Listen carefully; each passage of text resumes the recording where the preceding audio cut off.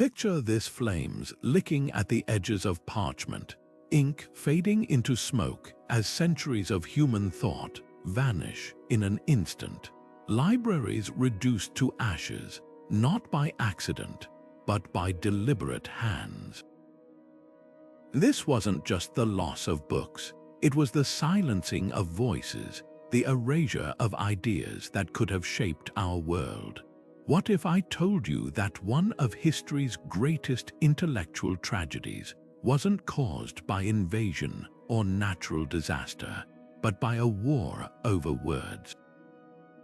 A conflict so fierce, so tangled in politics and power, that it nearly wiped entire civilizations from memory. This is the story of the Translation War, a hidden battle that determined whose knowledge survived, whose ideas were deemed worthy, and whose were condemned to oblivion. In the Middle Ages, translation wasn't just about converting words from one language to another. It was a lifeline, the fragile thread connecting ancient Greek philosophy, groundbreaking Arabic medicine, and pioneering Jewish astronomy to the wider world. Places like the House of Wisdom in Baghdad and the translation schools of Toledo were bustling hubs where scholars worked day and night to preserve and share humanity's collective genius. But this golden age of exchange didn't last. Beneath the surface, tensions simmered, religious dogma clashed with intellectual freedom, rulers sought control over what people could read, and the act of translating itself became a dangerous rebellion. What began as a scholarly pursuit soon erupted into a full-blown ideological war, one that would decide the fate of knowledge itself. So how did a disagreement over translation nearly silence centuries of progress? Who were the figures behind this clash, and what drove them to target the very texts that held humanity's brightest ideas? And most hauntingly, what wisdom did we lose forever in the fires of this conflict? Over the course of this video, we'll unravel the tangled web of politics, faith, and power that fueled the translation war. We'll meet the brave souls who risked everything to smuggle books to safety, explore the libraries that vanished without a trace, and uncover how the echoes of this medieval struggle still shape our world today. Because this isn't just a story about the past, it's a warning about how easily knowledge can be weaponized, and a reminder of what's at stake when we let language become a battleground. The translation war wasn't just a chapter in history, it was a turning point, one that nearly left us in the dark. At the heart of the medieval world's intellectual revival was a simple yet revolutionary act: translation. Imagine a time when knowledge wasn't just locked away in one language but flowed freely across borders, cultures, and faiths. This wasn't just about converting words, it was about bridging entire civilizations. In cities like Baghdad and Toledo, scholars from different backgrounds gathered under one roof, united by a shared mission: to rescue the wisdom of the past and make it accessible to all. The House of Wisdom in Baghdad became a beacon of this movement, where Christian, Muslim, and Jewish translators worked side by side to preserve Greek philosophy, Persian astronomy, and Indian mathematics. One of the most remarkable figures of this era was Hunayn ibn Ishaq, a Nestorian Christian who mastered Greek, Syriac, and Arabic. His translations of Galen's medical works didn't just copy texts word for word, they improved upon them, adding clarifications and corrections that saved countless lives. Over in Spain, the city of Toledo became another crossroads of knowledge after Christian rulers reclaimed it from Muslim control. Instead of rejecting the Arabic texts left behind, they hired teams of translators, often Jewish scholars fluent in all three languages, to unlock their secrets. These weren't dry academic exercises, they were acts of cultural alchemy, turning forgotten ideas into the building blocks of modern science and philosophy. The scale of this intellectual exchange was staggering. At its peak, The House of Wisdom's library held hundreds of thousands of volumes, while Toledo's workshops produced Latin versions of texts that would later fuel the Renaissance. Picture a 9th century scholar in Baghdad reading Ptolemy's star charts, a Jewish physician in Cordoba annotating an Arabic translation of Hippocrates, or a monk in Sicily copying a newly translated geometry text, all connected by an invisible web of shared curiosity. This was more than a golden age. It was a miracle of cooperation in an era often remembered for its divisions. Yet this very success sowed the seeds of its own downfall. As translated knowledge spread, it challenged long-held beliefs and power structures. Some religious authorities grew uneasy with ideas that didn't align with doctrine, while rulers realized controlling access to knowledge meant controlling minds. The same translations that healed the sick and mapped the stars became political weapons in the making. What began as a scholarly utopia would soon face its greatest test, not from outside invaders, but from within. The stage was set for a conflict that would determine whose voices would be heard and whose would be erased from history. The golden age of translation couldn't last forever, not when knowledge meant power and power meant control. As the works of Aristotle, Galen, and Ibn Sina spread across continents, they didn't just enlighten minds, they threatened authorities who depended on unchallenged dogma. The spark that ignited the translation war wasn't a single event, but a slow burning fuse of fear and ambition. Religious leaders watched as translated texts introduced ideas that contradicted doctrine, while rulers realized that controlling what people read meant controlling what they believed. Translation was no longer a neutral act. It became a battleground where faith, politics, and ideology collided. Take Caliph al-Ma'mun, the Abbasid ruler who once championed the House of Wisdom. His enthusiasm for Greek philosophy wasn't just intellectual, it was political. By promoting rationalist Mu'tazilite theology, he used translated works to undermine religious rivals, declaring that the Quran itself should be interpreted through reason. But when his successors reversed course, burning books and persecuting scholars, they proved how quickly translation could shift from a tool of enlightenment to one of suppression. Meanwhile, in Europe, Pope Gregory Roman IX took a darker approach. His papal bulls condemned unauthorized translations of scripture, fearing that letting laypeople read the Bible in their own language would weaken the Church's authority. The message was clear: some knowledge was too dangerous to share. The stakes were even higher when translations crossed religious lines. Jewish scholars in Spain, for instance, found themselves caught between Muslim and Christian rulers, their multilingual skills making them indispensable and vulnerable. A Hebrew translation of the Quran might be celebrated in one court and burned in another. The same text could be labeled heresy or hailed as a masterpiece, depending on who held power. And as tensions mounted, the act of translating itself became treasonous. In one chilling example, the scholar Michael Scott fled Bologna after rumors spread that his Arabic to Latin translations included forbidden astrological magic. Whether the accusations were true didn't matter. The suspicion alone was enough to force him into hiding. What made these conflicts so volatile was the way texts were weaponized.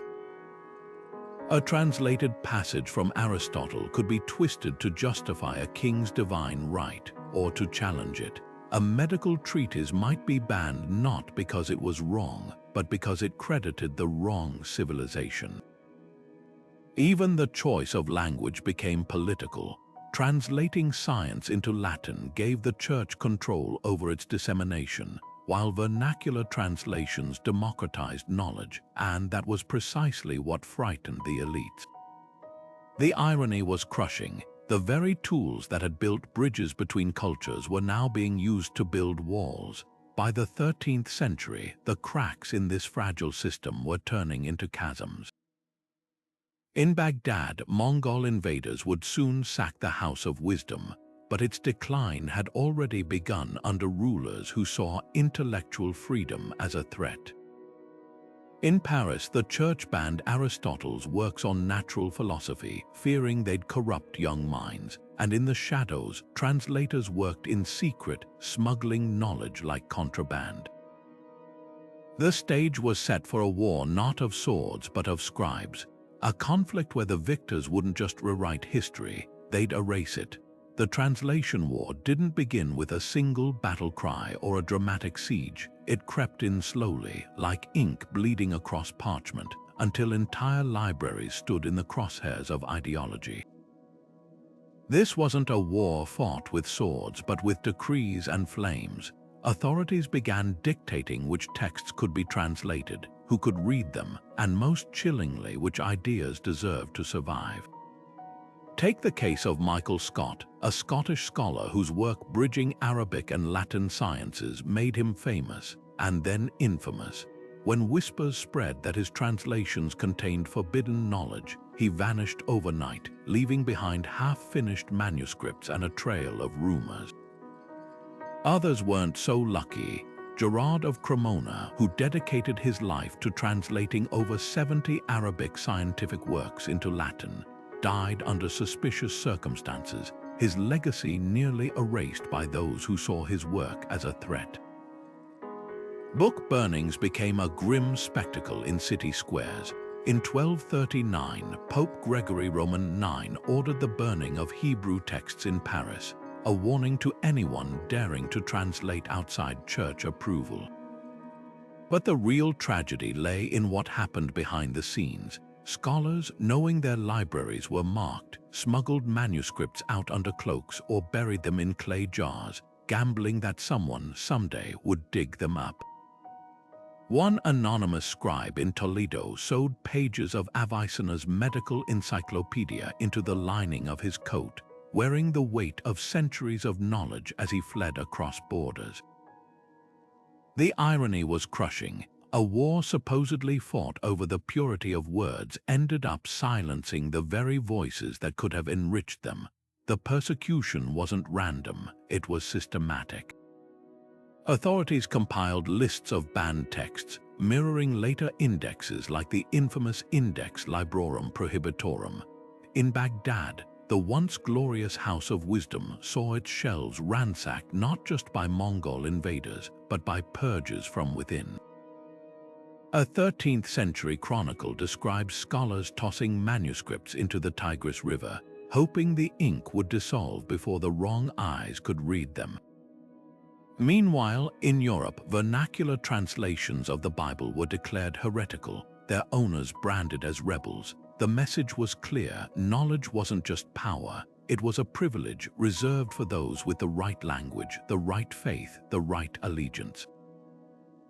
Yet for every text lost to flames, another survived through sheer ingenuity.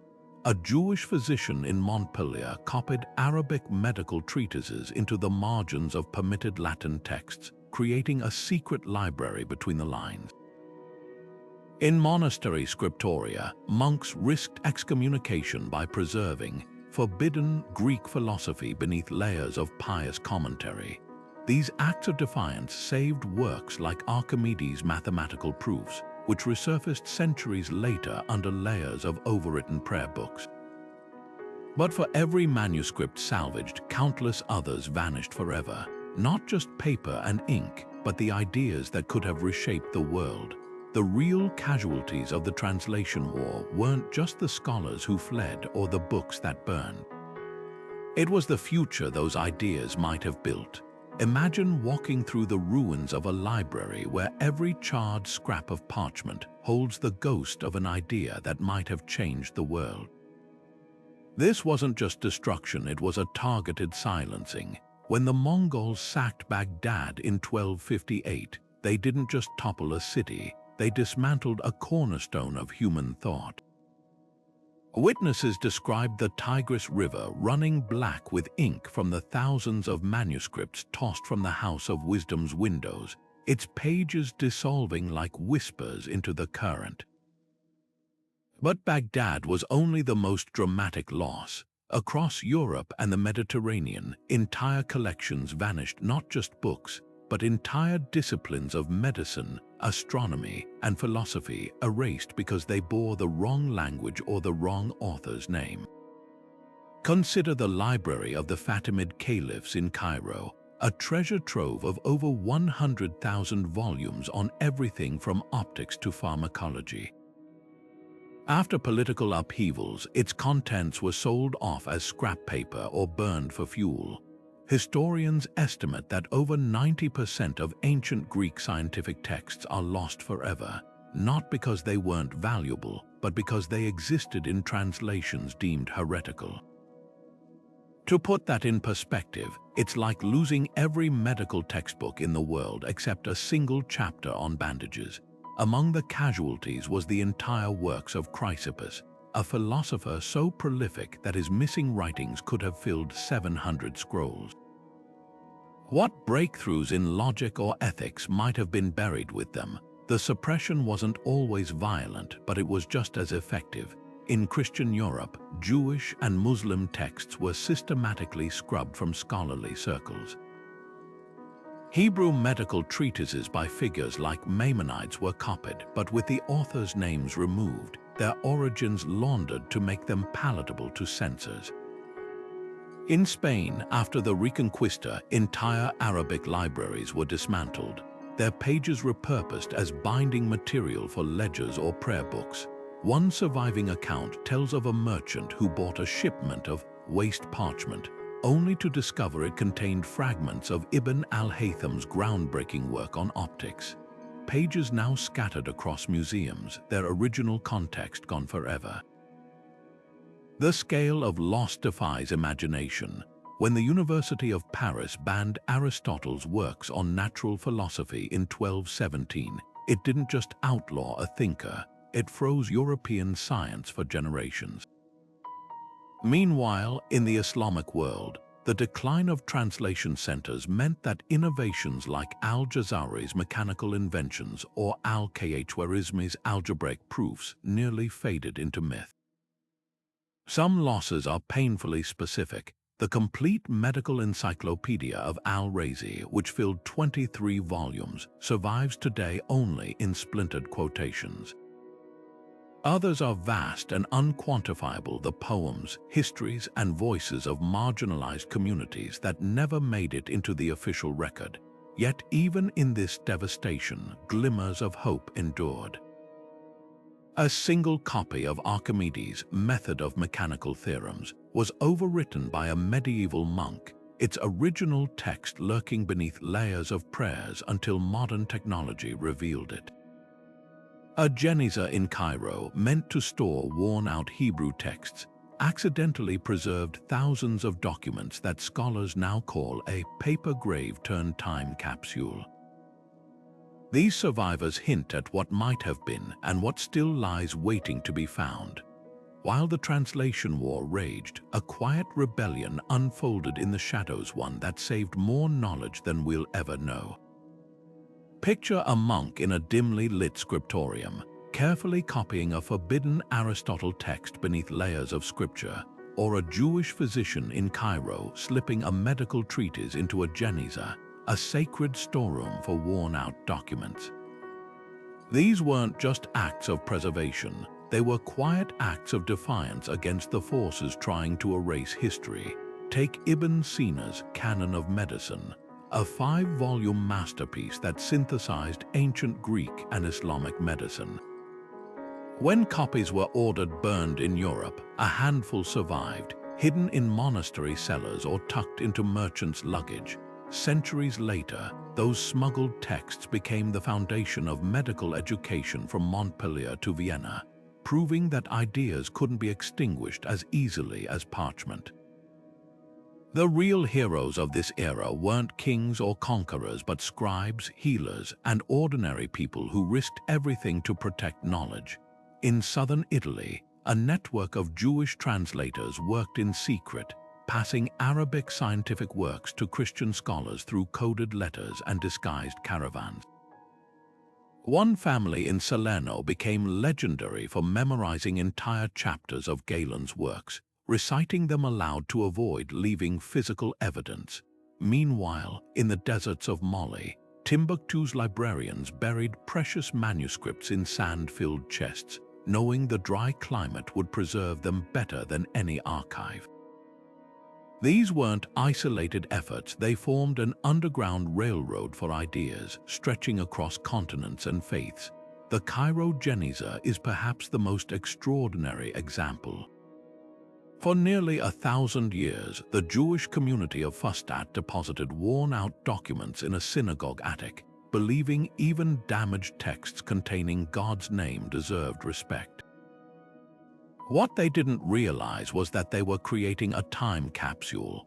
When scholars rediscovered it in the 19th century, they found over 300,000 fragments, shopping lists mingling with poetry, legal disputes alongside medical recipes.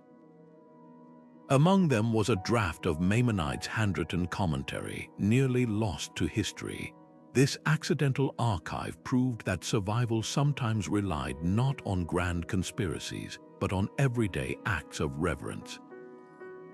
Yet the war's end didn't bring safety. In the 14th century, as the church tightened its grip, translators like Nicole Orsme worked in code, embedding radical astronomical theories in seemingly innocuous commentaries.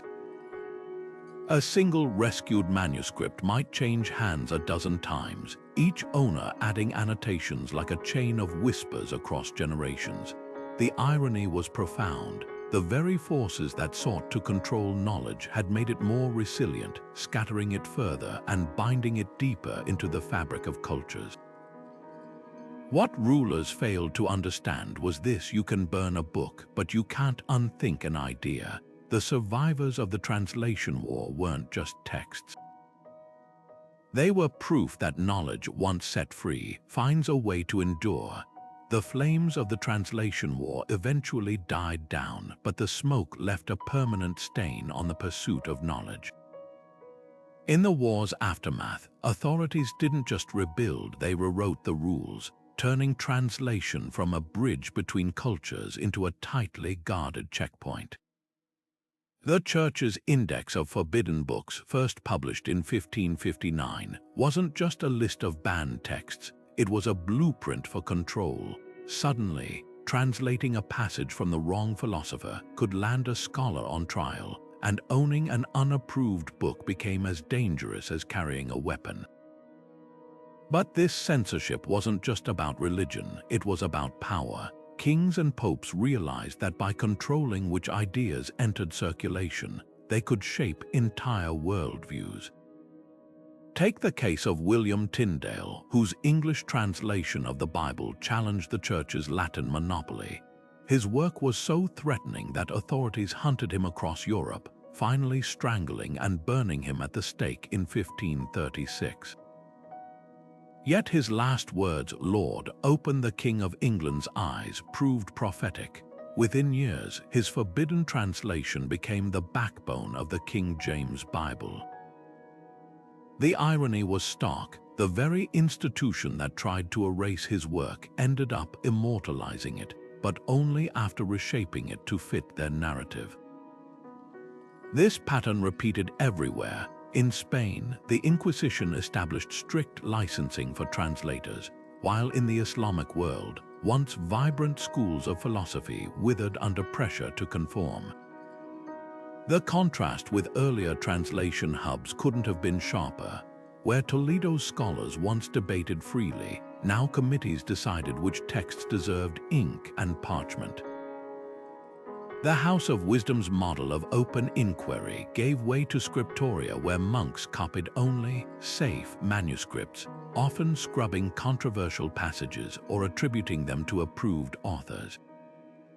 A 15th century scribe in Florence might spend years reproducing Aristotle, but never touch the works of Averroes, whose commentaries had once been essential.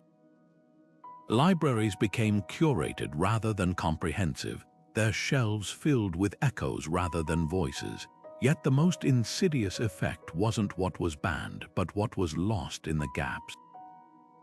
When the Church declared certain scientific texts off limits, entire fields like anatomy stagnated for generations. Arab astronomers' corrections to Ptolemy's star charts, which could have revolutionized navigation, gathered dust in locked chests. Even seemingly small omissions had cascading consequences.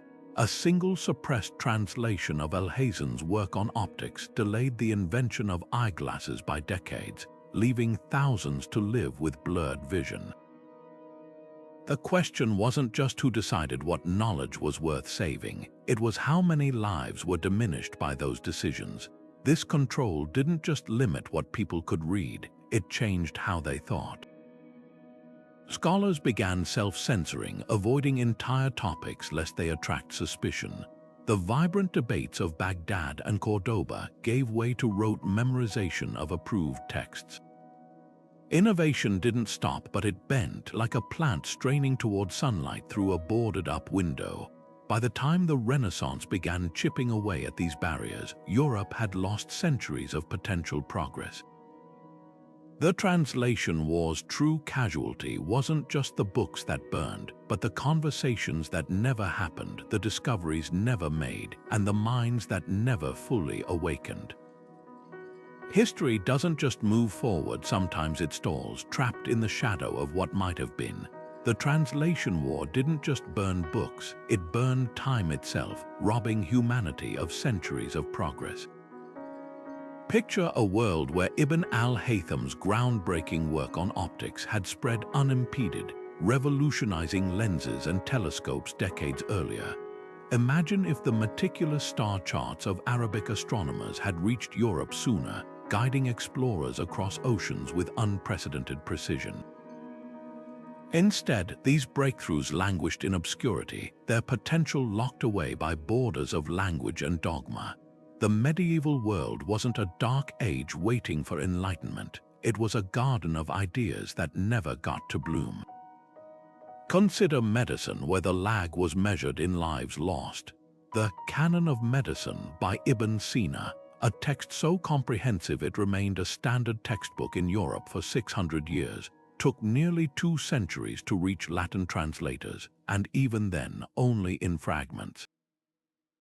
During that gap, physicians bled patients to balance humors, while Arabic hospitals were pioneering germ theory and quarantine. Historians like Jonathan Lyons estimate that if translations had flowed freely, Europe might have leaped past trial and error practices straight into evidence-based medicine, saving countless lives from plague and infection. The same delay haunted chemistry, where Al-Razi's meticulous classification of substances was dismissed as foreign magic until it resurfaced under a European name centuries later. The toll on philosophy was just as profound. Averro's commentaries on Aristotle, which reconciled faith and reason, were suppressed so thoroughly that when Thomas Aquinas finally encountered them, he had to rebuild the argument from scratch, a detour that took generations. Meanwhile, Jewish philosophers like Maimonides saw their works circulate only in secret, their ideas stripped of attribution to avoid censorship. The chilling effect was undeniable. Scholars stopped asking certain questions altogether, fearing the cost of curiosity. As historian Maria Rosa Menacle put it, the real crime wasn't what was destroyed, but what was never written. Astronomy tells perhaps the most heartbreaking story. In the Islamic world, observatories like Marrakech produced star catalogues so accurate they corrected Ptolemy's errors, calculating Earth's tilt to within minutes of the modern value. But these corrections were either ignored or actively suppressed in Europe, where cosmological debates remained stuck on ancient Greek misconceptions. When Copernicus finally proposed a sun-centered solar system in the 16th century, he was rediscovering what Nasir al-Din al-Tusi had mathematically proven 300 years earlier, if only someone had translated his work sooner. The gap wasn't just academic, it delayed humanity's understanding of its place in the cosmos. This wasn't just about lost inventions or delayed discoveries. It was about the collective momentum of human thought, the conversations that never happened, the collaborations that never formed, the minds that never ignited.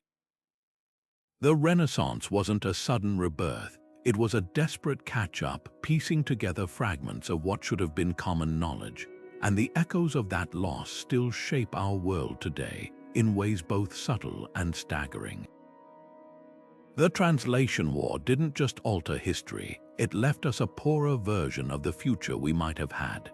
Centuries may have passed since scribes hid manuscripts in monastery walls, but the battle over who controls knowledge hasn't faded, it's just gone digital. Today's translation wars don't involve parchment and flames, but firewalls and algorithms. Governments still restrict information, not by burning books, but by blocking websites or manipulating search results. In China, the Great Firewall filters foreign content, while in North Korea, merely accessing an unapproved translation can land citizens in labor camps. Even in democracies, algorithmic bias quietly shapes what we see: social media platforms prioritizing certain languages or viewpoints, effectively burying others. It's censorship wearing a tech-savvy mask, and the stakes are just as high. Wikipedia, often hailed as the modern house of wisdom, reveals another front in this war. Edit wars over politically sensitive topics, from the Israeli-Palestinian conflict to the history of Crimea, show how translation can still be weaponized. Articles in different languages sometimes tell wildly divergent versions of the same event, depending on who controls the narrative. In 2018, Turkish authorities briefly banned Wikipedia for entries questioning state accounts of historical events. The message was medieval in its clarity: some truths are too dangerous to translate. Minority languages face an even grimmer fate. As tech giants optimize for widely spoken languages, tools like auto-translate and voice recognition often fail smaller linguistic communities. The Ainu language of Japan, for instance, has no presence in most digital platforms, erasing cultural knowledge with every generation that stops speaking it.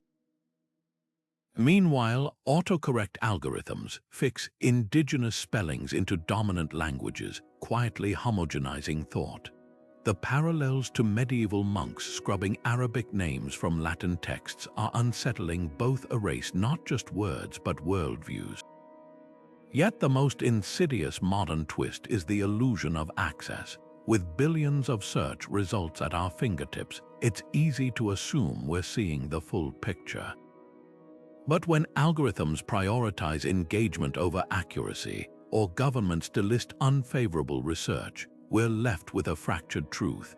A 2021 study found that machine translation tools often skew meanings in politically charged texts, softening criticisms of authoritarian regimes. It's not so different from medieval censors altering Aristotle to fit church doctrine, except now the edits happen invisibly at scale. The lesson from history is clear: knowledge is never truly neutral, and those who control its flow hold immense power. When medieval rulers feared translated texts, they weren't just banning ideas, they were dictating reality. Today's gatekeepers might use subtler tools, but the goal remains the same: to shape what we know and, by extension, how we think. The real question isn't whether we're repeating the past, but whether we'll recognize the patterns before it's too late. Because this time, the lost manuscripts won't be physical. They'll be the stories we never hear, the perspectives that never load, and the voices silenced not by decree, but by disinterest. And yet, just as in the Middle Ages, resistance persists. Open source projects create translation tools for endangered languages. Digital librarians race to archive censored content before it vanishes. Anonymous volunteers fact-check manipulated Wikipedia entries in real time. These modern-day scribes prove that while the battlefield has changed, the fight to preserve knowledge remains. Their stories, like those of the translators who smuggled wisdom through the shadows of the past, remind us that every era has its heroes. Behind every surviving manuscript from the translation war stands a figure most history books forgot: scholars who traded safety for the sake of knowledge. Take Hunayn ibn Ishaq, the 9th century physician who transformed medicine by translating Greek texts into Arabic, but his brilliance came at a price. When the caliph demanded he produce a poison for political rivals, Hunayn refused, enduring imprisonment and torture rather than betray his oath to heal. His legacy: over 100 meticulously translated medical works, each annotated with cross-references and corrections, saving Galen's wisdom from oblivion. Or Adelard of Bath, the 12th century Englishman who disguised himself as a Muslim student to access Arabic astronomy texts in Antioch, then smuggled them back to Europe in hollowed-out pilgrim staffs. These weren't just translators, they were intellectual commandos operating in the shadows to salvage humanity's collective memory. The risks they faced were as varied as their methods. Constantine the African, an 11th century monk, fled his North African home after local rulers accused him of stealing secret knowledge for translating medical texts into Latin.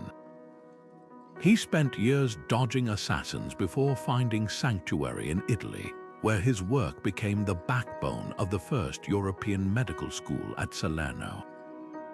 Then there's Burgundio of Pisa, who nearly drowned when his ship sank en route to Constantinople, clutching a waterlogged manuscript of Aristotle's lost works, which he spent years painstakingly restoring. Their stories reveal a pattern: persecution, peril, and perseverance. Why? Because they understood a truth their oppressors didn't: ideas outlive empires. What's most astonishing isn't just their courage, but their craftsmanship. Translators like Gerard of Cremona didn't merely convert words, they bridged worlds. Working in Toledo's multicultural workshops, Gerard tackled texts on everything from algebra to zoology, often inventing Latin terms where none existed. His version of Al-Khwarizmi's astronomical tables introduced Europe to the concept of zero, a digit that would revolutionize mathematics. Meanwhile, Jewish scholars like the Tibbon family in Provence created Hebrew translations of Arabic philosophy so precise that they became standard texts for Maimonides himself. These weren't dry academic exercises, they were acts of creative genius stitching together the frayed edges of human understanding. Yet for all their impact, their names remain obscure. Walk into any classroom today and students can recite Newton or Galileo, but not the minds who made their breakthroughs possible. Part of the erasure was deliberate. Many medieval translators saw their names scrubbed from later copies, their identities absorbed into the anonymous tradition of monastic scribes. Others fell victim to the Renaissance's own biases, as European scholars downplayed their debt to Arabic and Jewish sources. But the deeper reason might be discomfort. Acknowledging these figures forces us to confront how much Western civilization owes to cultures it often marginalized. The cruelest twist: their greatest triumph, preserving the seeds of the Renaissance, nearly became their final failure.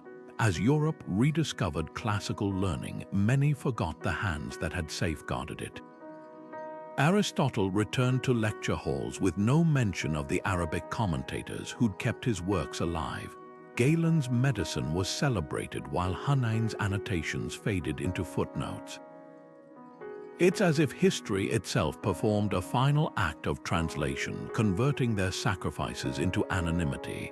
Yet traces endure. In every telescope that owes its lens geometry to Alhazen's translated optics, every pharmacy stocking medicines first described in Ibn Sina's canon, every university lecture hall where questions outranked dogma. The translator's real monument isn't in parchment or ink, but in the unbroken chain of curiosity they forged, one fragile page at a time. We think of the Renaissance as inevitable, a natural reawakening of art and science after the so-called Dark Ages. But what if it almost didn't happen at all? The rebirth of classical knowledge teetered on a knife's edge, dependent on a handful of fragile manuscripts that survived by sheer luck. Consider the story of Poggio Bracciolini, a 15th-century book hunter who stumbled upon a forgotten copy of Lucretius on the nature of things in a German monastery. The poem, which had been lost for centuries, contained radical ideas about atoms and the cosmos, ideas that would later influence Galileo and Newton. But here's the chilling part: Poggio found it by chance, buried under a pile of rotting liturgical texts. One more damp winter, and those pages might have crumbled to dust, taking an entire scientific revolution with them. This wasn't an isolated near miss. The entire Renaissance relied on a fragile daisy chain of accidents and near disasters. Take the works of Archimedes, the ancient Greek mathematician whose treatises on geometry and physics were light years ahead of their time. By the 12th century, only 3 copies existed in the entire world, one of which was overwritten by a medieval monk to save parchment.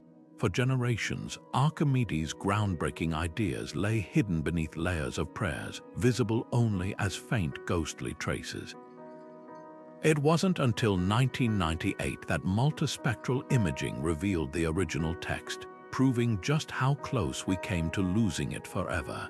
The role of luck goes deeper than individual manuscripts. Whole schools of thought hung by a thread.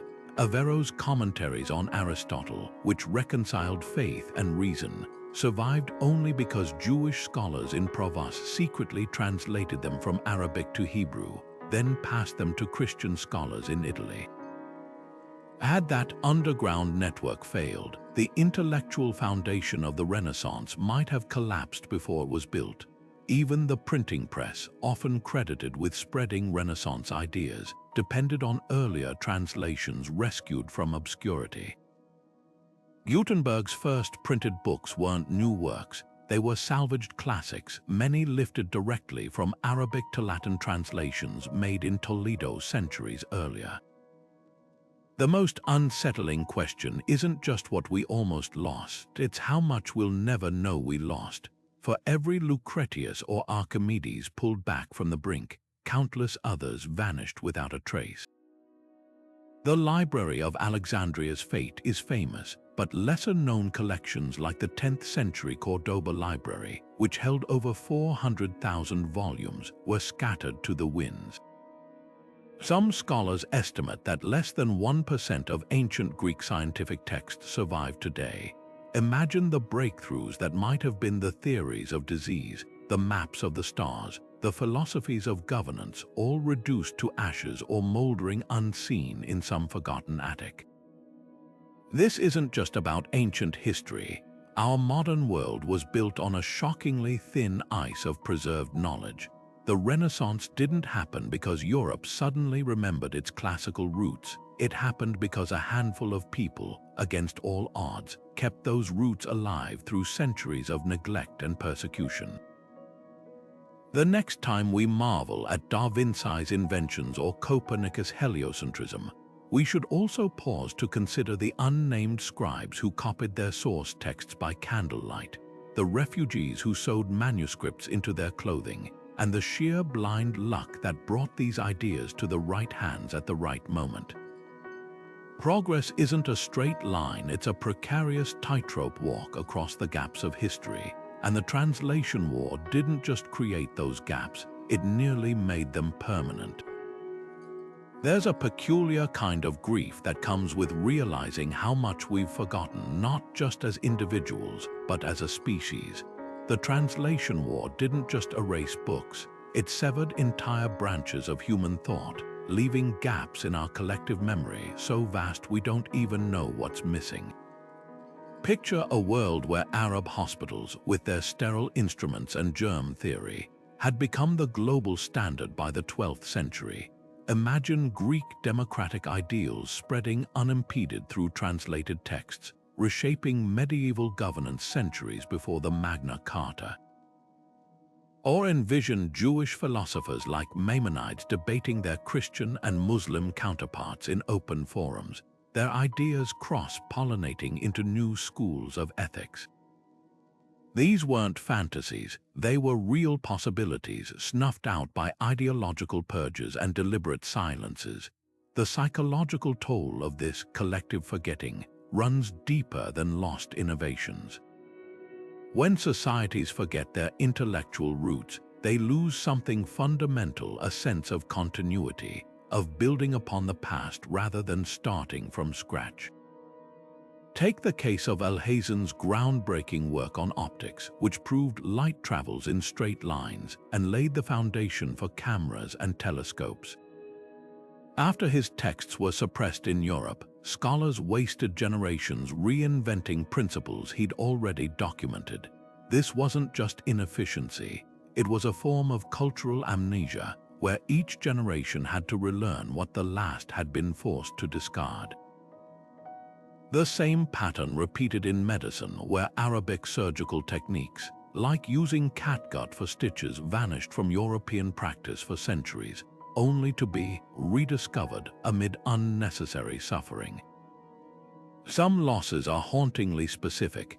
The Zoroastrian texts burned during the Translation War contained not just religious teachings, but an entire cosmology that saw time as cyclical rather than linear, a concept that might have reshaped Western philosophy had it survived.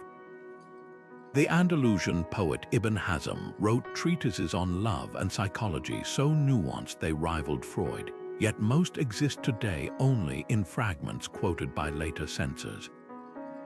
Even culinary knowledge vanished. Saffron-infused surgical antiseptics from Persia, fermentation techniques from Buddhist monasteries, entire libraries of agricultural wisdom from Moorish Spain. These weren't just facts and formulas, they were ways of seeing the world, erased before they could take root.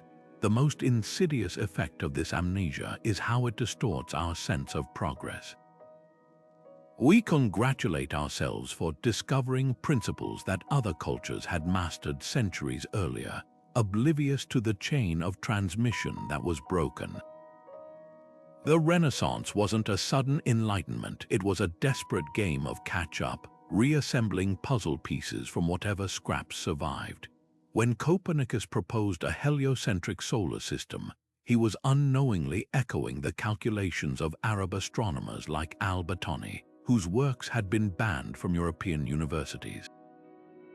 The tragedy isn't just that we lost knowledge, it's that we forgot we'd ever had it, leaving us perpetually rediscovering our own intellectual heritage. Yet traces persist like faint ink bleeding through parchment. Folk remedies in rural Sicily still use techniques straight from Ibn Sina's canon, passed down orally when the texts were banned. The star names we use today, Altair, Betelgeuse, are Arabic words fossilized in European astronomy, silent witnesses to a forgotten collaboration. Even our vocabulary betrays these gaps. Algorithm comes from al-Khwarizmi, chemistry from Arabic alchemia, yet few remember the minds behind the terms. These linguistic ghosts hint at the vibrant exchange that once was, and the staggering scale of what was lost. Now, as historians and scientists piece together these fragments, we're left with a question that should haunt us. What genius ideas did we lose that could have solved today's crises? Perhaps a discarded Arabic treatise held the key to sustainable irrigation, or a suppressed Jewish text outlined an economic model more just than capitalism. We'll never know, and that uncertainty is the translation war's most enduring wound. The real cost wasn't just the past we lost, but the futures that never got to unfold.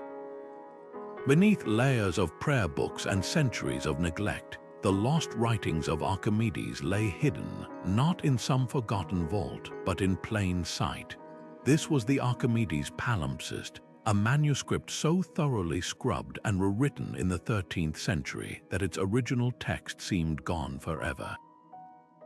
Then came the 21st century, when scientists pointed multispectral imaging cameras at its pages, revealing the faint traces of ink beneath.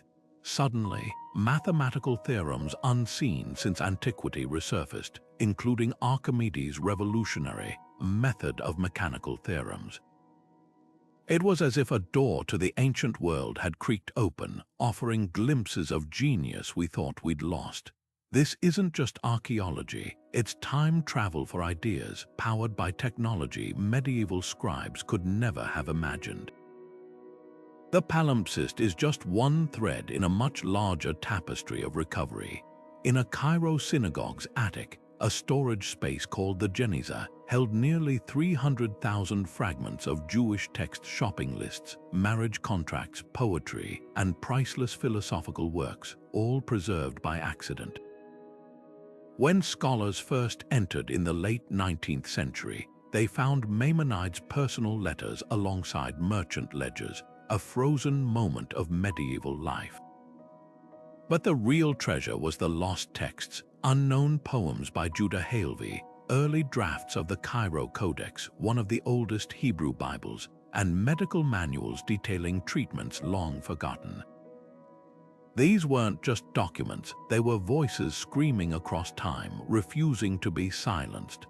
Modern technology has turned these rescues into a high-stakes detective story. X-ray fluorescence scanners can now read charred scrolls from Herculaneum, vaporized by Mount Vesuvius's eruption in 79 AD. Artificial intelligence sorts through thousands of Geniza fragments, matching handwriting and content like a digital jigsaw puzzle. In Oxford, researchers use hyperspectral imaging to recover text from medieval book bindings, pages torn from unimportant manuscripts and recycled as glue-stiffened covers. Every reused scrap of parchment is a potential Rosetta Stone, hiding secrets in its fibers. Some of the most thrilling discoveries come from the gaps between words. The Syriac Galen palimpsest, overwritten with psalms in the 11th century, was found to contain the earliest known translation of Galen's medical works, a missing link in the chain of knowledge between Greek and Arabic medicine. Then there's the Sinai Palimpsests Project, which has uncovered erased texts in 20 languages at St. Catherine's Monastery, including the only known copy of a Christian martyrdom story from the 3rd century. Each recovery chips away at the translation war's shadow, proving that even the most thorough censorship has cracks. Yet for all our advances, the work remains agonizingly slow. Deciphering the Archimedes palimpsest took over a decade, with scholars squinting at spectral images pixel by pixel. A single page from the charred En-Gedi scroll, likely a biblical text from the 6th century, required 3 years of virtual unwrapping using micro-CT scans. And these are the success stories. For every manuscript we recover, countless others disintegrate before we can read them, their ink fading into oblivion like whispers in a storm. The question isn't just what we've found, it's what still lies waiting. Could the lost books of Livy's History of Rome, of which only a quarter survive, be moldering in a Spanish monastery's basement? Might the complete plays of Sophocles, whose surviving works are a fraction of his output, lurk beneath layers of varnish on some icon in a Greek church? The thrill of the hunt is tempered by urgency, as climate change and political instability threaten archives worldwide. But the promise remains, every time we peel back a layer of history, we might just find the key to a door we didn't know was locked. And now, as digital tools revolutionize preservation, we stand on the brink of a new era, one where the fragility of parchment gives way to the permanence of pixels. But is digital really the unshakable fortress we imagine? The answer might surprise you. Digital preservation was once a race against fire and decay, but today's battle is against glitches and obsolescence.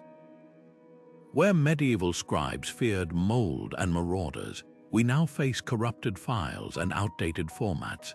Projects like the Internet Archive and Google Books have scanned millions of volumes, creating backups no flame could touch. Yet a single server crash or power surge could erase what took centuries to save. The irony is profound. We've traded parchment's fragility for digital ephemerality, where knowledge can vanish with a keystroke. Blockchain technology offers one tantalizing solution. Imagine a world where every manuscript, every translation, is recorded in an unbreakable chain of digital custody. Startups like Arweave are already experimenting with permob storage, embedding texts in decentralized networks where no single authority can alter or erase them. It's the modern equivalent of hiding manuscripts in 100 monasteries at once, except these digital vaults span the globe. But even blockchain isn't foolproof. What happens when the encryption standards of 2024 become the hieroglyphs of 2224? The Dead Sea Scrolls survived 2 millennia in caves, but will our PDFs be readable in 20 years? Artificial intelligence, meanwhile, is performing miracles medieval scholars could only dream of. AI tools like Transcribus can decipher faded ink or reconstruct torn pages by comparing fragments across collections. In Hamburg, researchers trained algorithms to reassemble the dismembered manuscripts of St. Catherine's Monastery, stitching together scattered leaves like a jigsaw puzzle. Other projects use machine learning to predict missing text in damaged scrolls, filling gaps with statistically probable words. It's as if we've given the past a voice, but one that still speaks in echoes and guesses. Yet for all this innovation, digital preservation faces threats the Middle Ages never imagined. Link rot silently devours online citations. One study found that over 50% of web links in academic papers vanish within a decade. Governments wield firewalls instead of torches, blocking access to digitized archives under pretexts of copyright or national security. Even the cloud isn't immune. When Twitter's servers purged inactive accounts, centuries' worth of crowd-sourced translations from platforms like at medieval texts evaporated overnight. The bitter truth, digital storage feels permanent until it isn't. The greatest risk might be complacency. We've convinced ourselves that once something is online, it's safe, but digital data decays faster than vellum. Magnetic tapes demagnetize, hard drives fail, and file formats grow obsolete. The original draft of the Domesday Book, a digital project celebrating 900 years of the famous survey, became unreadable within 15 years due to outdated software. Meanwhile, parchment copies of the actual Domesday Book from 1086 remain perfectly legible. The lesson is humbling. Sometimes the oldest solutions are the most enduring. So is digital permanence an illusion? Perhaps not, but it demands constant vigilance. Projects like the Digital Public Library of America now employ format migration, routinely transferring files to new standards before old ones expire. The British Libraries Save Our Sounds initiative creates analog backups of digital recordings on stainless steel discs, hedging against digital collapse. These hybrid strategies acknowledge a hard truth. Preserving knowledge isn't a one-time act, but an endless relay race across generations. The monks who copied manuscripts knew this. Now it's our turn to learn, because the translation war never really ended, it just evolved. Today's censors don't need bonfires, they have takedown notices and algorithms. The scribes smuggling texts across borders now encrypt files instead of sewing them into coats, but the core struggle remains unchanged: who controls knowledge and who decides what survives. As we stand at this digital crossroads, we do well to remember the scars of the past, not just the losses, but the ingenuity that outwitted them. After all, the future has a way of becoming history sooner than we think. The translation war teaches us a lesson as old as civilization itself. Knowledge is both powerful and perilously fragile. Those burned manuscripts weren't just paper and ink. They were the collective inheritance of humanity, ideas that took centuries to cultivate and mere moments to destroy. But the deeper tragedy isn't just the loss, it's how easily we forget that this fragility still exists today. When a single algorithm can shadow ban an entire language online, or when governments restrict access to historical archives under the guise of national heritage, we're replaying the same script from the Middle Ages with digital props. The past screams a warning at us: control the flow of knowledge, and you control the shape of the future. Yet the danger isn't just in outright destruction, it's in the slow, insidious erosion of diversity. Medieval translators like Hunayn ibn Ishaq didn't just preserve Greek medicine, they enriched it with Syrian, Persian, and Indian insights, creating something greater than the sum of its parts.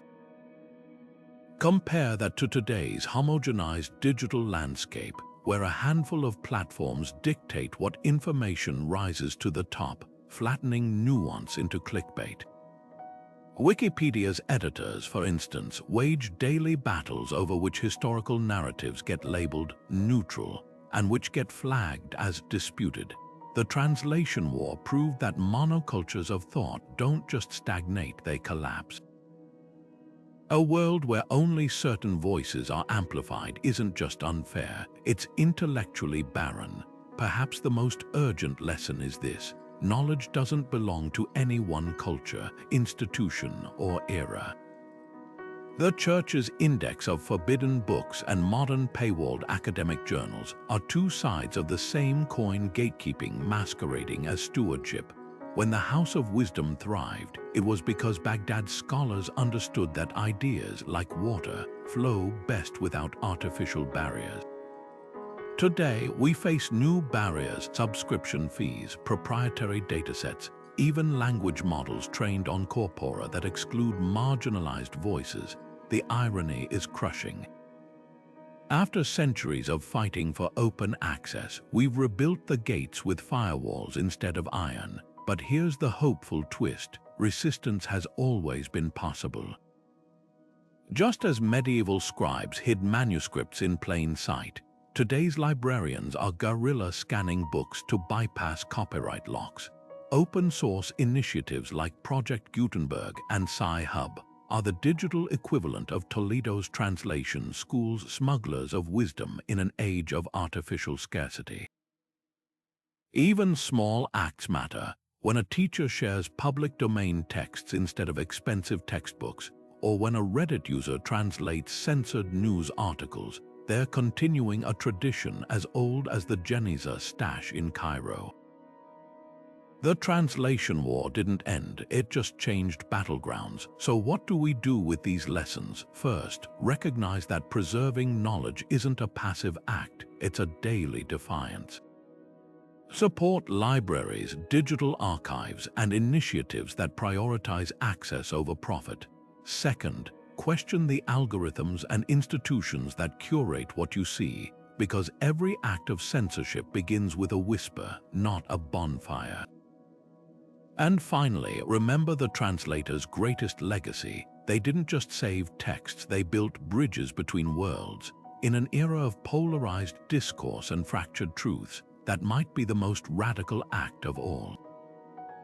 The next chapter of this war won't be written by emperors or tech giants, but by ordinary people choosing to protect, share, and celebrate the messy, magnificent diversity of human thought. Preserving knowledge isn't just the job of historians or librarians, it's something every single one of us can contribute to, right now, with tools as simple as a smartphone or a library card.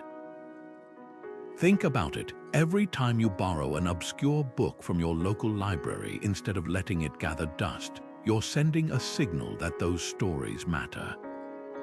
Libraries track which books circulate, and that data determines what stays on shelves and what gets discarded.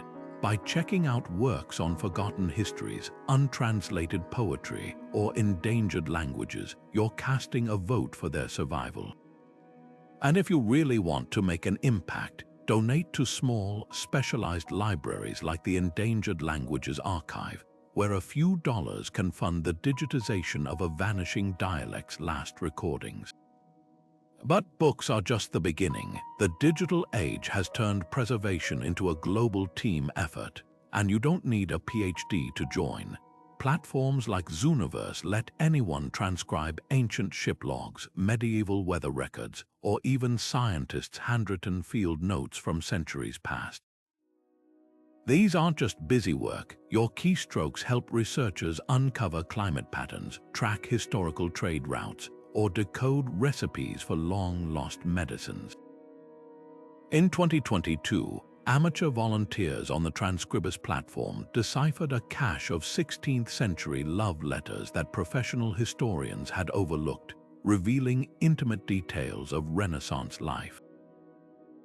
That's the magic of crowdsourcing. What's illegible to one pair of eyes might leap off the page to another. Language preservation offers another powerful way to act. Apps like Duolingo now feature courses in Navajo, Hawaiian, and even Tolkien's fictional Elvish. Each download helps prove there's demand to keep these tongues alive. For a deeper dive, platforms like Wikitongues collect video dictionaries of rare languages, from Ainu in Japan to Yagan in Chile. You don't need fluency to help. Just recording your grandparents' regional dialect or childhood lullabies can safeguard nuances that formal dictionaries miss.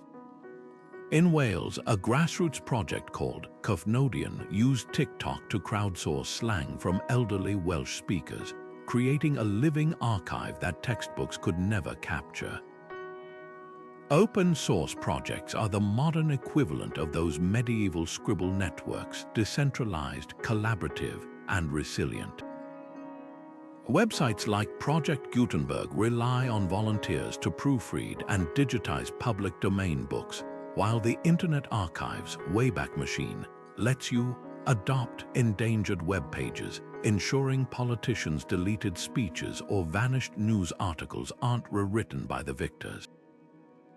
Even gaming communities pitch in. Minecraft's Great Library project is painstakingly recreating the Alexandria library block by block, complete with clickable translations of its lost text. These aren't just hobbies, they're digital acts of defiance against forgetting. The most radical part, preservation, isn't about locking knowledge away, it's about setting it free. When you upload family photos to Creative Commons, translate a Wikipedia article into your native language, or even teach a kid how to navigate beyond algorithm-curated feeds, you're continuing the work of those medieval translators who smuggled ideas across borders. Because the lesson of the translation war isn't just that knowledge is fragile, it's that its survival has always depended on ordinary people refusing to let it fade. You don't need a monastery or a tech lab to be part of that story. Sometimes all it takes is sharing what you know in whatever language you speak before it slips through the cracks of time. Who gets to decide who owns an idea? The culture that birthed it, the institution that preserves it, or humanity itself? This question isn't just philosophical. It's a battlefield where history, power, and identity collide. Take the Parthenon marbles, those ancient Greek sculptures now housed in the British Museum. Greece argues their stolen cultural heritage, ripped from their context. The UK insists they're global treasures, preserved and accessible to millions. Both sides claim to be protecting knowledge, but their clash reveals a deeper tension. Is knowledge a universal human right, or does it belong to those who created it? The marbles are just one flashpoint in a much older war, one that began long before the translation war, and one we're still fighting today. Indigenous communities face an even starker version of this struggle. For centuries, oral histories, medicinal knowledge, and sacred stories were extracted from Native American, Aboriginal, and Maori cultures by anthropologists, then locked away in university archives or patented by corporations. In Australia, the Warrumungu people had to fight to reclaim their own songs from a Smithsonian collection. Meanwhile, pharmaceutical companies have profited from rainforest plants used by shamans for generations, rarely sharing benefits with the communities who discovered them. These aren't just disputes over property, they're about who gets to define what knowledge is worth preserving and who gets left out of the story. Yet the opposite extreme, locking knowledge away as exclusive cultural property, carries its own dangers. Imagine if every civilization had refused to share its breakthroughs. No Arabic numerals in Europe, no Greek philosophy in Baghdad, no Chinese papermaking in the Islamic world. The House of Wisdom thrived precisely because it treated ideas as communal rain, nourishing all who came to drink. The challenge is balancing respect with openness, honoring origins without building walls. When Norway digitized thousands of Sami artifacts in collaboration with the indigenous community, they didn't just return ownership, they created a model where access and respect coexisted. This brings us to the heart of the matter. Knowledge isn't just about facts, but about power. The translation war showed us what happens when control over information becomes absolute, when a pope or caliph could decree which ideas lived or died. Today, that power lies in patent offices, academic paywalls, and even algorithm biases. A single corporation can decide whether a life-saving drug remains affordable, just as medieval clergy controlled who read Aristotle. The real question isn't just who owns ideas, but who gets to decide who owns them, and whether we can create systems where knowledge serves people, not the other way around. So how do we avoid repeating the mistakes of the translation war? It starts with recognizing that knowledge is never neutral. Every translation, every archive, every museum display is a choice about what and who matters. When universities finally began repatriating indigenous remains in the 21st century, it wasn't just about ethics. It was admitting that science doesn't exist in a moral vacuum. The same reckoning is happening in archaeology, where teams now partner with locals instead of treating digs as academic treasure hunts. These shifts prove that progress isn't just about preserving more knowledge, it's about preserving it more justly. The stakes couldn't be higher. Every time we let a corporation patent a farmer's ancient seed variety, or allow a government to erase minority languages from school curriculums, we're replaying the same old script, the one where knowledge is hoarded, not shared. But there's hope in initiatives like Creative Commons licensing, which lets creators share work freely, or the Wikimedia movement, which treats encyclopedias as living collaborations rather than guarded vaults. These aren't just modern fixes, they're heirs to the medieval scribes who believed ideas belonged to everyone. The lesson of the translation war wasn't that knowledge is fragile, it's that it's resilient, but only when enough of us refuse to let it be silenced. And that refusal starts where all real change does, in the classroom. Because if history teaches us anything, it's that the next generation won't just inherit our knowledge, they'll inherit our battles over who controls it. If history has taught us anything, it's that silence is the fertilizer of forgetting, but education can be the antidote.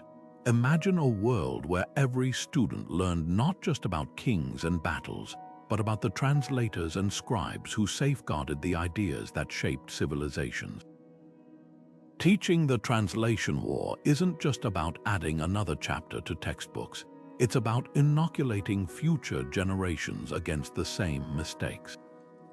When students understand how easily knowledge can be manipulated or erased, they become guardians of truth in an age of misinformation.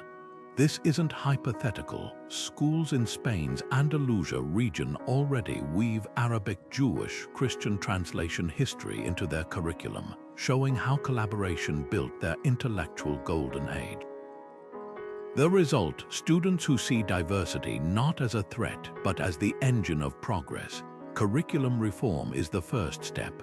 Right now, most history classes skim over the House of Wisdom or Toledo's translation schools as footnotes, if they're mentioned at all.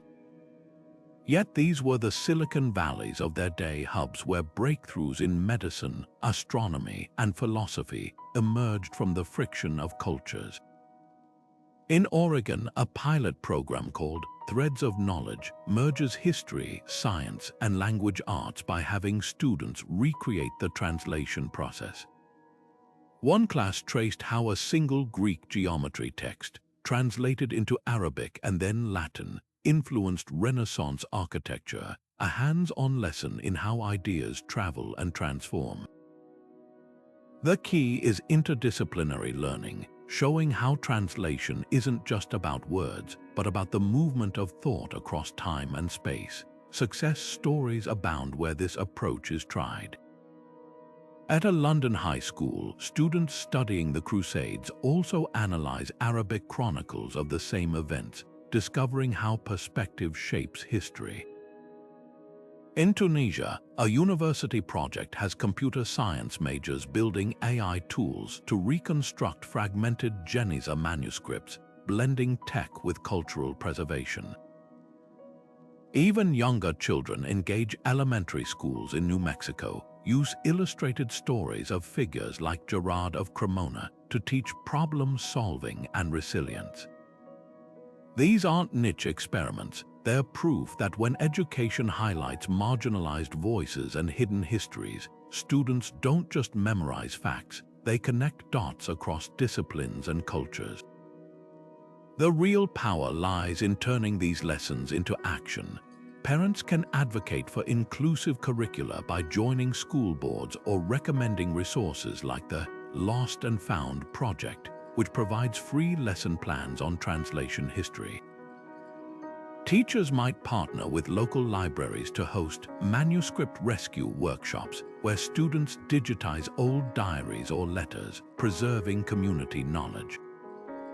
Social media amplifies these efforts. A single viral TikTok from a history teacher in Karachi recently sparked global interest in al-Biruni's medieval ethnographies, proving that curiosity is contagious.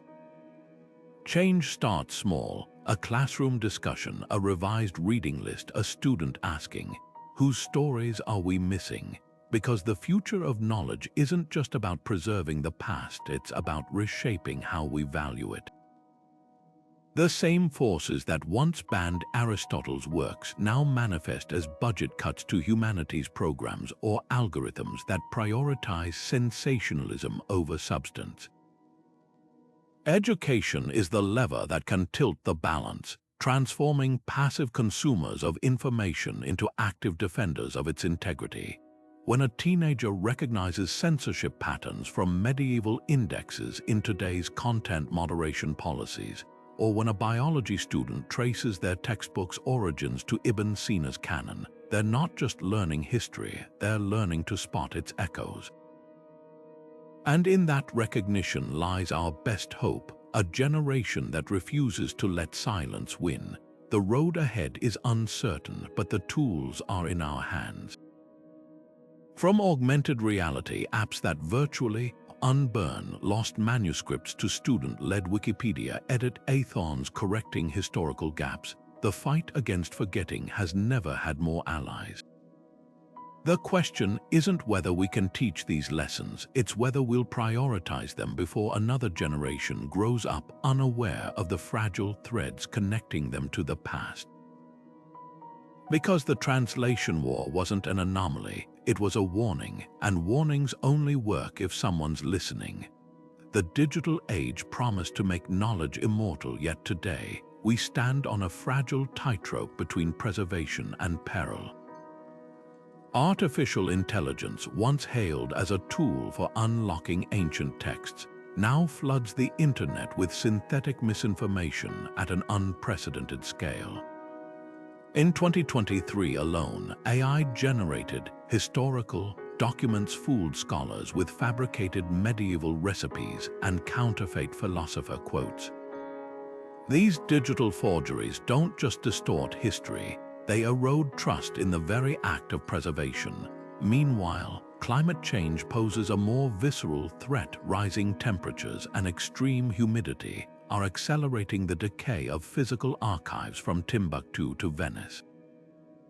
A UNESCO report warns that without intervention, 50% of paper-based collections in tropical regions could disintegrate within decades.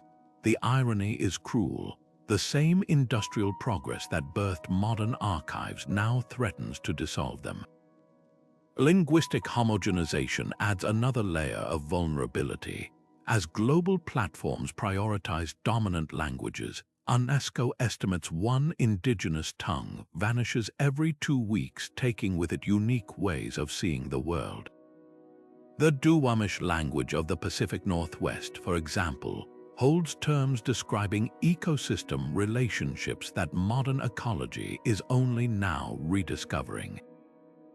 When such languages fade, we don't just lose words, we lose lenses through which humanity has understood its place in nature. Even widely spoken languages aren't immune. Machine translation often flattens cultural nuances, turning rich idioms into bland approximations. The medieval monks who painstakingly preserved minority texts would shudder at how efficiently algorithms now marginalize them. Yet for every threat, innovators are crafting solutions. Global collaborations like the Endangered Archives program unite researchers from Brazil to Bhutan, digitizing manuscripts in over 100 endangered languages. In Iceland, the Árni Magnússon Institute uses blockchain to create tamper-proof records of medieval sagas, while Kenyan librarians train AI on oral histories to preserve tonal languages no written script can fully capture. Youth activists are rewriting the playbook too. When wildfires threatened California's tribal archives, students from the Yurok Nation launched a TikTok campaign that crowdsourced recordings of elders speaking their nearly extinct language. Their hashtag #WeAreStillHere went viral, proving preservation can be as dynamic as the threats it faces. Technology's double-edged sword cuts both ways. While deepfakes muddy historical waters, hyperspectral imaging now reconstructs texts burned in volcanic eruptions 2,000 years ago. Projects like the Venice Time Machine merge artificial intelligence with centuries of bureaucratic records, reconstructing the social networks of Renaissance Europe down to individual tradesmen's contracts. And in a poetic twist, descendants of persecuted medieval Jewish translators are using those same ancestral skills today. The Jewish Digital Culture Recovery Project has trained over 500 volunteers to transcribe and translate fragments from the Cairo Geniza, creating the largest collaborative archive of medieval Jewish life in history. The battle ahead demands more than tools. It requires a shift in mindset. Just as medieval scribes saw themselves as links in a chain stretching across generations, today's digital archivists must design for the long now, format-agnostic storage, decentralized backups, and open access principles that outlive corporate platforms. Initiatives like the Digital Rosetta Stone project embed translation keys within file metadata, ensuring future civilizations can decode our digital rubble. Meanwhile, educators from Nairobi to Norway are teaching digital paleontology, showing students how to authenticate online sources by tracing them to physical archives, a vital skill in an era when a single algorithm can amplify historical lies to millions. What emerges isn't just a race against time, but a redefinition of what preservation means. The monks who overwrote Archimedes' works with prayers didn't realize they were creating palimpsests. Today, we knowingly layer knowledge in digital strata. blockchain ledgers beneath cloud backups, physical copies behind glass alongside virtual reality reconstructions. Our challenge isn't just to save knowledge, but to build systems resilient enough for the next translation war, because history whispers that there will always be another. The flickering hope lies in this. Every time humanity has faced the abyss of forgetting, from the ashes of Baghdad to the burnt libraries of Sarajevo, someone has stepped forward to say, "Not this one." This story survives. As we hover between the shadows of loss and the light of possibility, the lesson of the translation war rings clearer than ever. Vigilance is the price of memory. The conclusion of our journey won't offer easy answers, but it will remind us why the struggle matters and how each of us holds a pen in this never-ending story. The fragile pages of history have a way of surviving against all odds, scorched but not silenced, scattered but never fully erased. As we close this chapter on the translation war, picture those fragile manuscripts once more, some reduced to ashes, others hidden in clay jars or stitched into coats, their ink bleeding through time to reach us. The cost of this conflict wasn't just the libraries lost or the scholars exiled. It was the centuries of progress stolen from humanity's collective imagination. Yet amid the wreckage, there's a thread of stubborn hope. The same hands that burned books also, unwittingly, forged something unbreakable, a testament to the resilience of ideas. Consider the paradox at the heart of this story. The very forces that tried to suppress knowledge often amplified its reach. When Pope Gregory Roman IX ordered Hebrew texts burned in Paris, he didn't account for the Jewish scribes who memorized entire passages, passing them down orally until safer times. When Mongol armies sacked Baghdad, they couldn't destroy the networks of scholars who'd already carried Ibn Sina's medical wisdom to Damascus and Cairo. And when the church banned vernacular Bibles, it sparked underground translation movements that ultimately made literacy a revolutionary act. Suppression, it turns out, has a way of scattering embers where a single flame might have been snuffed out. This duality, fragility and resilience, is the lesson etched into every surviving manuscript. The parchment of Archimedes' palimpsest may be thin, but the ideas beneath its layers reshaped physics. The Cairo Genesis fragments were meant to decay, yet they birthed entire fields of study.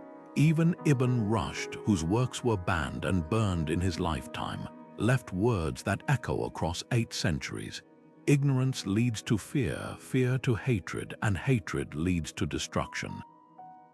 His warning, preserved by defiant translators, reminds us that the translation war wasn't just about books, it was about the choices that define civilizations. Do we weaponize knowledge or wield it as a bridge? Do we fear the unfamiliar or let it expand our world? Today, the battle isn't over, it's evolved.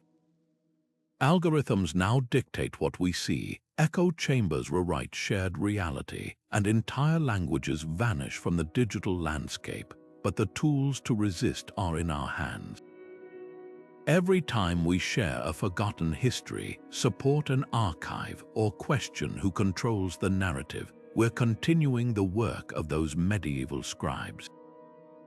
Their struggle proves that knowledge isn't just stored in libraries, it lives in the choices we make to protect, share, and challenge it. So let's keep this conversation alive. Share this video with someone who believes in the power of ideas.